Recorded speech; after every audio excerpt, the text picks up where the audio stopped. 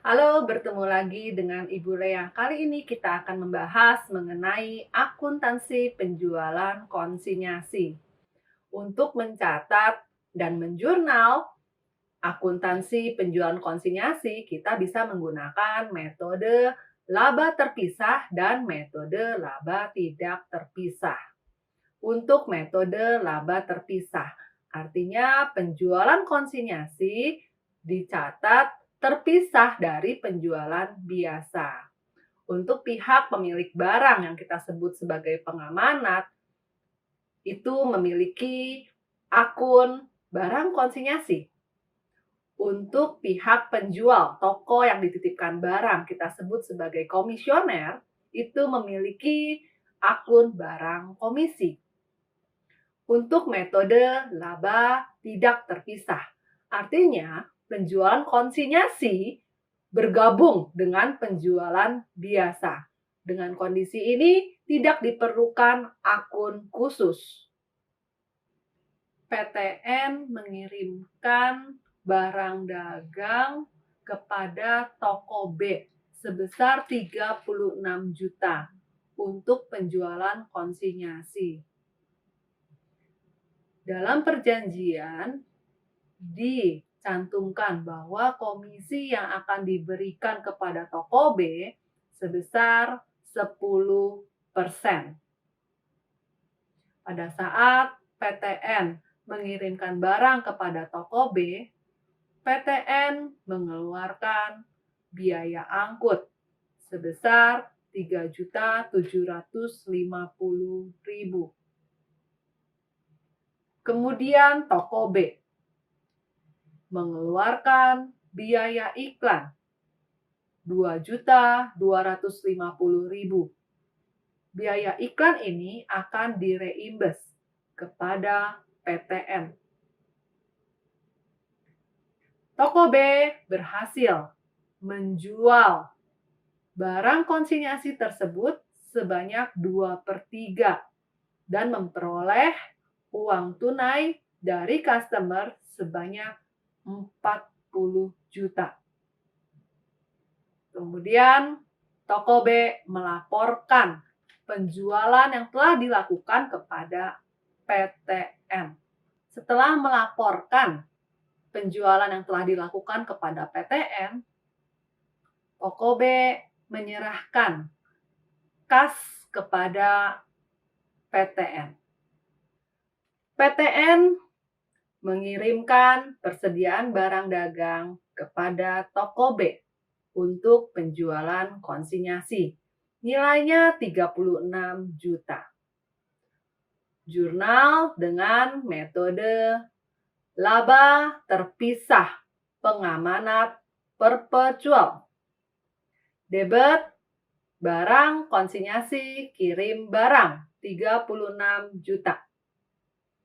Kredit persediaan barang dagang 36 juta. Metode laba terpisah pengamanat periodik.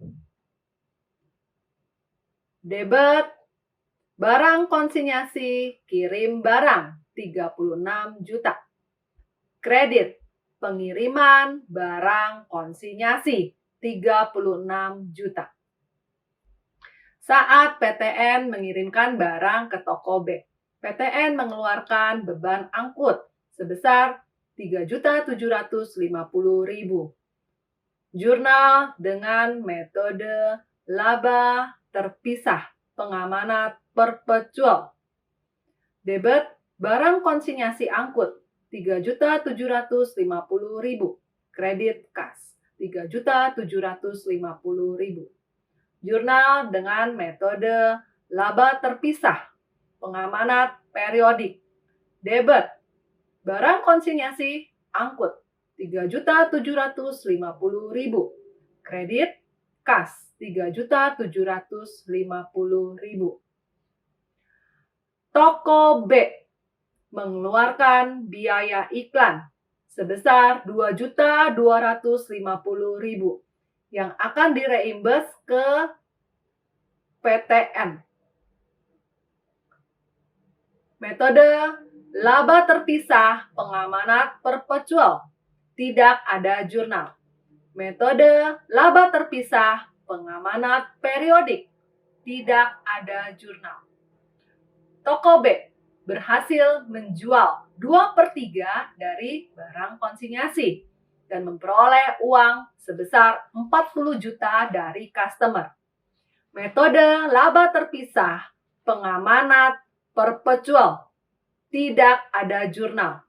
Metode laba terpisah pengamanat periodik, tidak ada jurnal. Toko B melaporkan hasil penjualan ke PTN dan memperhitungkan komisi 10%. Jurnal menggunakan metode laba terpisah pengamanat perpetual. Piutang toko B 33.750.000 di debit. Debit lagi. Barang konsinyasi iklan 2.250.000.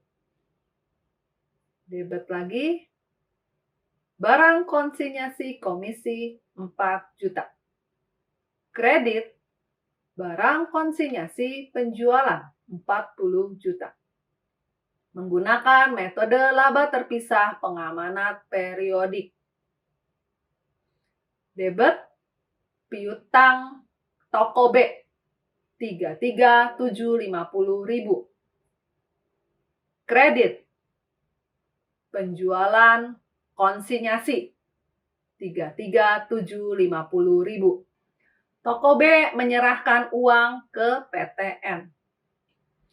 Menggunakan metode laba terpisah pengamanat perpetual. Debit kas 33.750.000.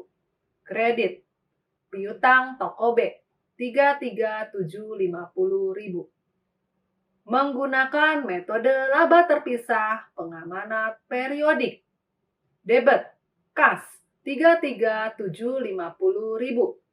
Kredit piutang toko B 33.750.000. Kita akan membuat jurnal penyesuaian. Menggunakan metode laba terpisah pengamanat perpetual. Debit HPP 24 juta. Kredit barang konsinyasi kirim barang 24 juta. Nilai ini diperoleh dari perhitungan 2/3 dari 36 juta nilai persediaan barang dagang yang dikirimkan oleh pengamanat pada awalnya ke komisioner.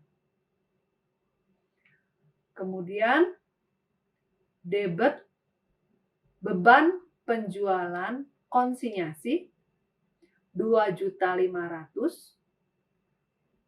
Kredit barang konsinyasi angkut 2.500.000. Nilai ini diperoleh dari 2/3 dikali 3.750.000. Menggunakan metode laba terpisah pengamanat periodik. Debit pengiriman barang konsinyasi. Kredit barang konsinyasi kirim barang 24 juta. Debit beban penjualan konsinyasi. Kredit barang konsinyasi angkut 2.500.000. Kita akan membuat jurnal penutup. Metode laba terpisah pengamanat perpetual. Debit barang konsinyasi penjualan 40 juta. Kredit barang konsinyasi komisi 4 juta. Kredit barang konsinyasi iklan 2.250.000. Kredit HPP 24 juta. Kredit Beban penjualan konsinyasi 2.500.000. Kredit ikhtisar laba rugi 7.250.000. Jurnal penutup menggunakan metode laba terpisah pengamanat periodik. Debit penjualan konsinyasi 33.750.000. Kredit pengiriman barang konsinyasi 24 juta. Kredit beban penjualan konsinyasi 2.500.000. Kredit ikhtisar laba rugi 7.250.000.